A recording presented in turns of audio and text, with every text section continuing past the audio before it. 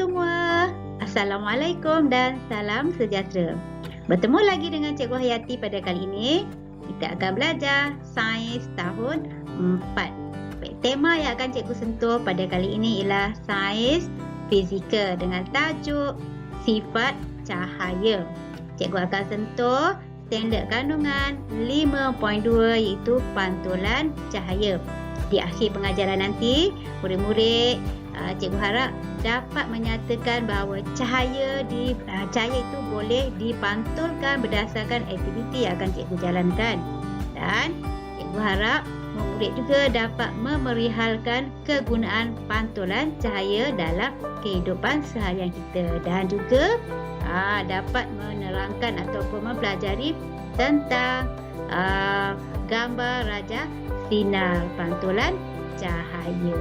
Dah sedia untuk belajar? Jom, apa tunggu lagi?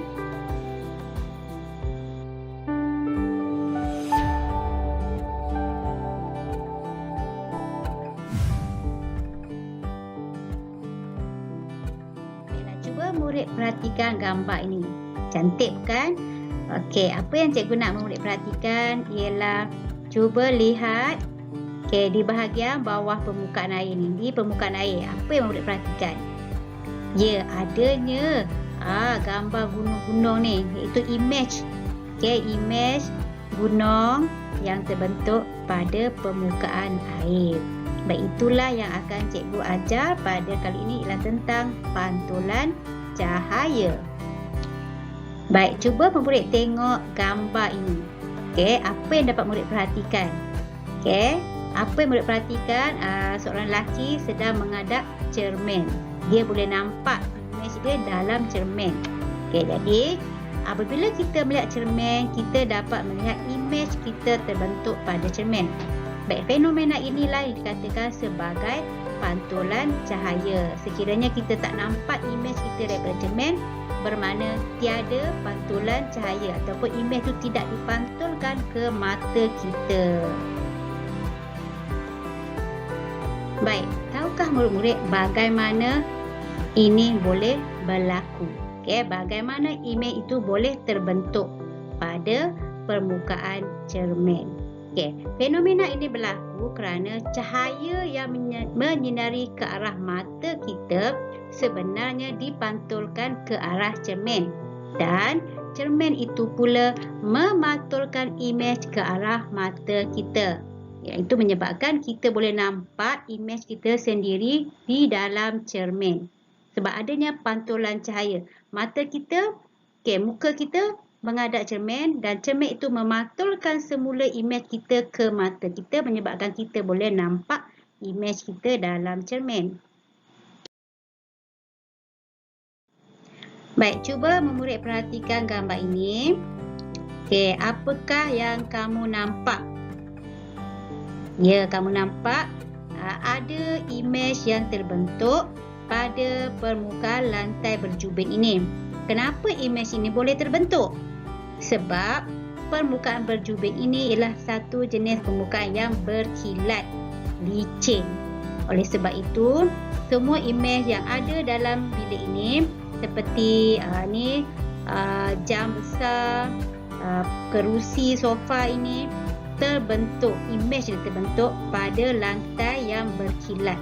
Itu kita katakan imej itu terbentuk pada permukaan jubin. Baik, kita tengok gambar bagaimana pula dengan air.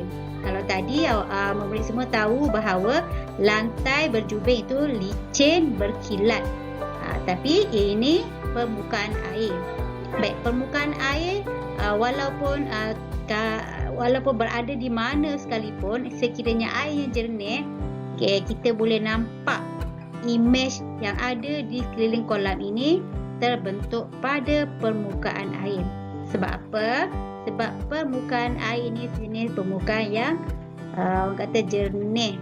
Tapi kalau air itu keruh, tak akan nampak imej terbentuk dengan cantik. Sekarang ni kita nampak jelas. Di tepi-tepi ni ada pokok dan imej tumbuhan yang berada di sekitar kolam ni terbentuk pada permukaan air. Bertambah pula di bahagian dasar kolam ini adanya tile ataupun mozaik yang boleh memantulkan semula cahaya ke muka kita.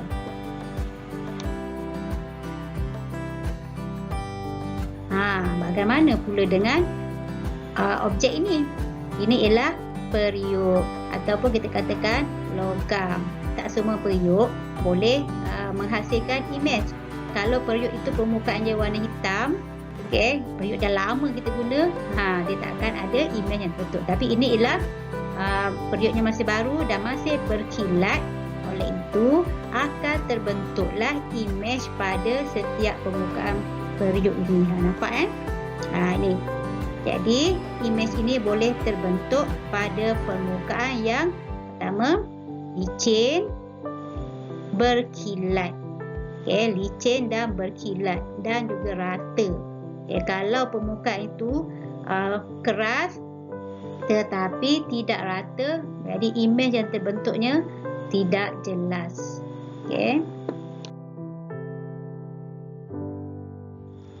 Ini soalan kebat. Ada dalam buku teks tahun 4 Soalan dia, mengapakah terdapat bahagian berkilat pada lampu suluh?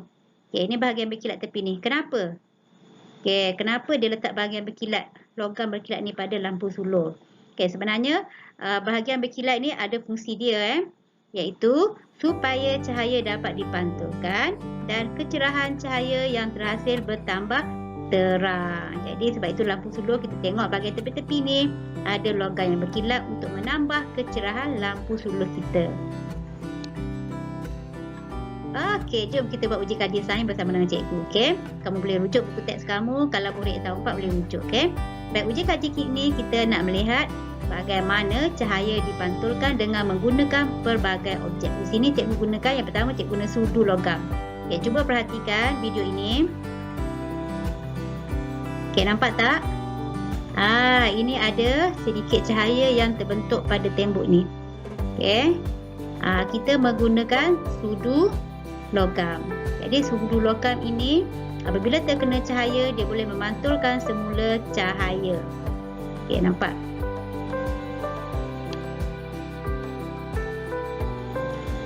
Perhatikan tutup periuk yang cikgu gunakan. Ni guna tutup periuk lama-lama tu cikgu gunakan. Dan kita hala pada cahaya matahari, kita lihat bagaimanakah hasil pantulan cahaya. Murid nampak adalah cahaya sini walaupun tak berapa jelas, tapi ada pantulan cahaya yang terhasil. Bagaimana pula dengan jam tangan? Jam tangan juga mempunyai permukaan yang rata dan berkilat. Cuba perhatikan, ada tak pantulan cahaya daripada jam tangan? Adalah sikit-sikit sama-sama ni. Ada sikit-sikit. Ada sikit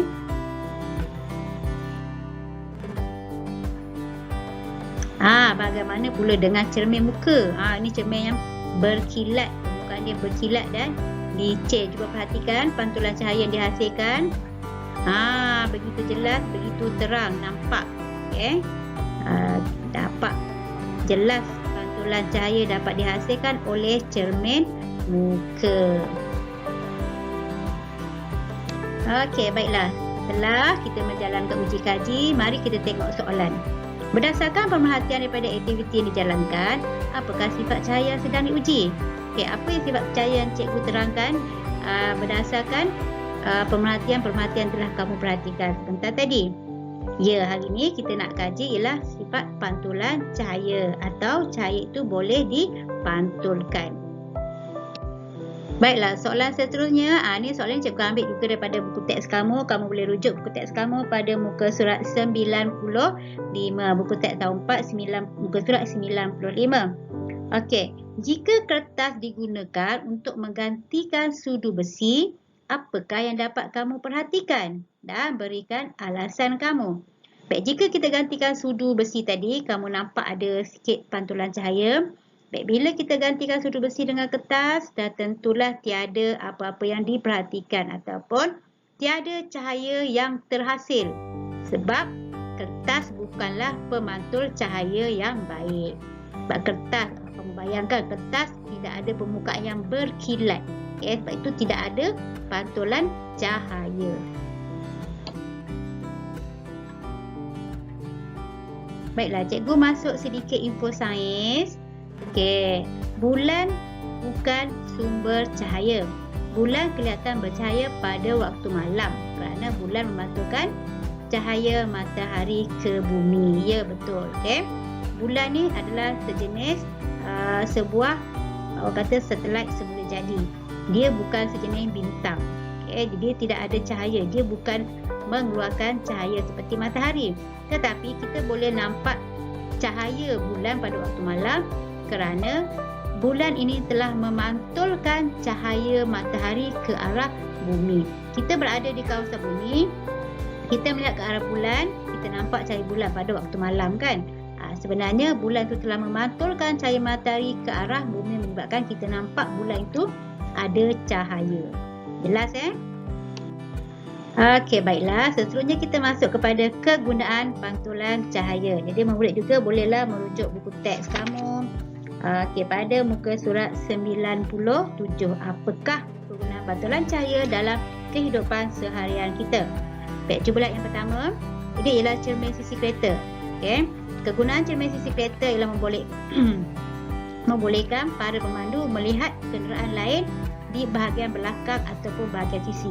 Apabila kita nak melintas ataupun nak membelok ataupun nak menukar lorong, kita perlu menggunakan cermin sisi untuk melihat kenderaan di bahagian tepi ataupun belakang kita untuk mengelakkan kemalangan.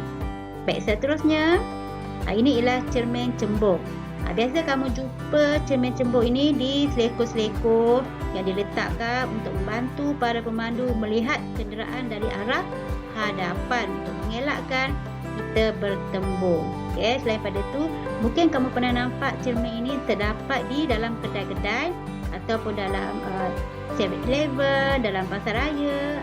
Ini adalah untuk melihat untuk melihat di bahagian-bahagian sudut-sudut dalam kedai yang tidak dapat dilihat oleh pekerja-pekerja lah.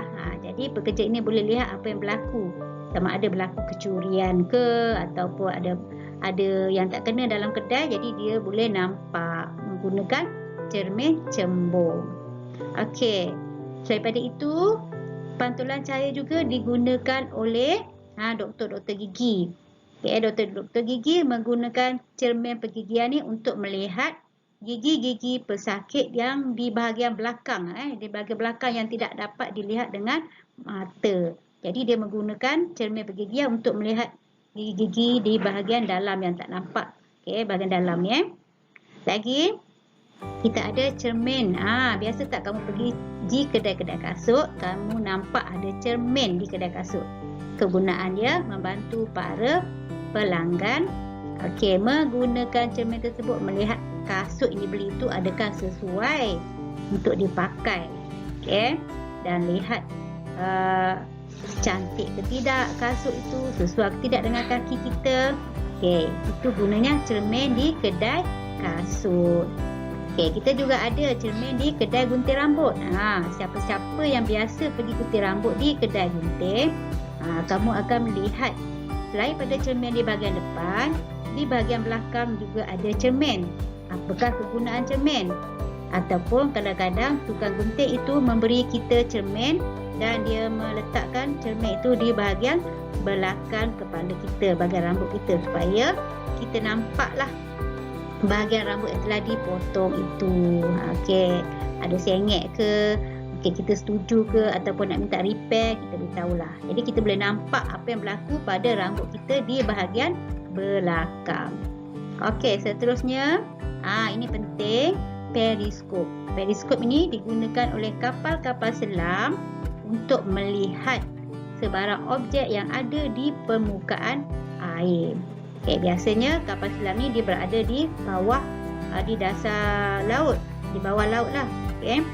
Jadi bila dia ada menerima isyarat ada objek yang berada di permukaan air, maka dia menggunakan periskop ini untuk melihat apakah objek yang berada di permukaan air. Adakah objek tersebut kapal-kapal musuh ataupun kapal-kapal nelayan atau apa sebarang objek. Jadi membantu kapal selam ini mengambil tindakan yang sewajarnya. Itulah tadi kegunaan pantulan cahaya. Mungkin ada lagi kegunaan pantulan cahaya yang lain yang biasa kita gunakan di dalam rumah kita. Contohnya apa? Mungkin kamu menggunakan cermin dalam bilik air kamu untuk berhias ataupun menggosok gigi dan sebagainya. Okay, itulah kegunaan pantulan cahaya dalam kehidupan seharian kita. Okeylah, sebelum kita berakhir, cikgu nak sentuh sikit tentang gambar rajah sinar. Okey, murid semua boleh rujuk buku teks kamu pada muka surat 98. Apa yang dimaksudkan gambar rajah sinar ini?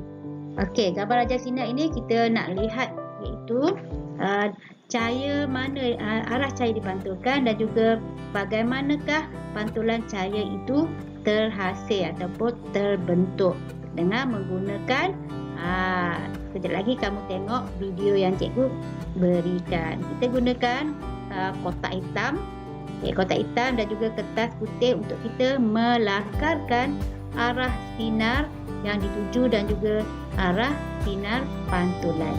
Perhatikan video ini.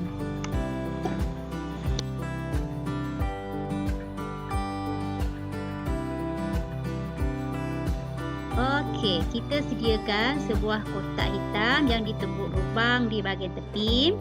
Kemudian kita sediakan juga cermin muka dan juga kertas putih. Kemudian kita akan menggunakan lampu suluh. Apabila lampu suluh dipasang, cahaya lampu akan melalui lubang yang telah kita buat di bahagian tepi. Okey, cuba murid perhatikan adanya cahaya. Okey, yang ini kita katakan sebagai sinar tuju. Kita ambil pembaris dan kita gariskan sinar tuju cahaya tersebut. Okay, inilah sinar tuju kita gariskan menggunakan pembaris ya.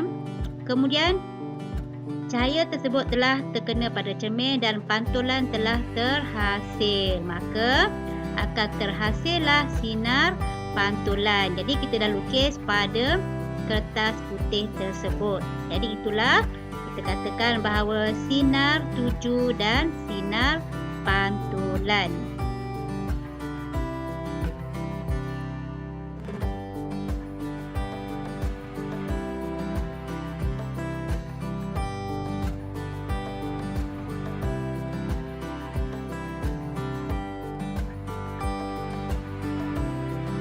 Okey, inilah tadi lukisan kita dah lukiskan.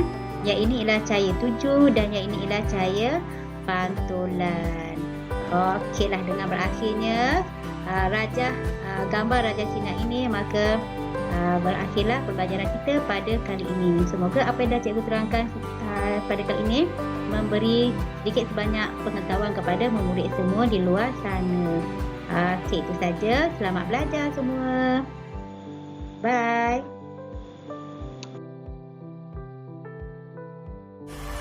You make me